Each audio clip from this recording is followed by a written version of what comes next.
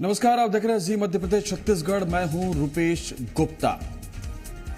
देवेंद्र यादव को जमानत मिल गई। देवेंद्र यादव कांग्रेस के विधायक जिनको बलौदाबाजार कांड में आरोपी बनाकर के जेल में रखा गया। लंबे समय तक जेल में रहने के बाद उनको आज जमानत मिली, लेकिन जमानत से निकलते ही कई सवाल खड़े हो गए। हालांकि उनको कल छोड़ा जाएगा। आज सुप्रीम कोर्ट ने उनकी जमानत पर फैसला किया है, लेकिन इस पर सियासत शुरू हो चुकी है।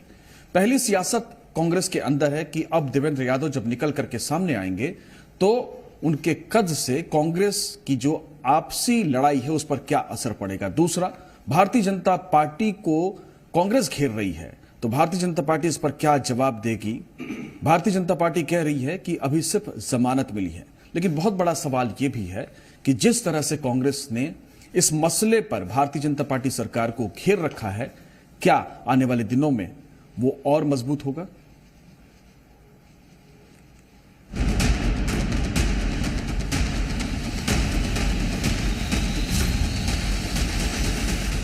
छत्तीसगढ़ की सियासत में नया मोड़ आने वाला है। ऐसा इसलिए क्योंकि कांग्रेस के एक विधायक देवेंद्र यादव, जो खूब सुर्खियों में रहे, 7 महीने जेल में रहे, उन पर बलौदाबाजार में हिंसा भड़काने का गंभीर आरोप है, जिस मामले में सुप्रीम कोर्ट ने उन्हें जमानत दे दी। ऑनरेबल सुप्रीम कोर्ट ने देवेंद्र यादव जी को रेगुलर बेल ग्रांट कर दी है बलौदाबाजार केस में। हमारा सुप्रीम कोर्ट में ये तर्क था कि उनका इस केस में कोई रोल नहीं था, उन्होंने कोई स्पीच नहीं दी थी और ना ही उनका कोई हिंसा में हाथ था। सुप्रीम कोर्ट ने सारी बात नोट करते हुए उनका पीरियड ऑफ कस्टडी देखते हुए वो अगस्त 2024 से कस्टडी में है, और ये कि बाकी को एक्यूज को भी बेल मिल चुकी है, इनको भी आज बेल ग्रांट कर दी है। इसी के साथ कांग्रेस पार्टी ने बीजेपी पर हमला बोलना शुरू कर दिया। बीजेपी पलटवार कर रही है, ये कांग्रेस की साजिश थी, ये केस अभी भी स्टैंड बाय है। वो शासन में है तो कुछ भी कर सकते हैं, ये जो उनकी सोच है इसके कारण से ये गिरफ्तारी हुई थी। आज माननीय उच्चतम न्यायालय ने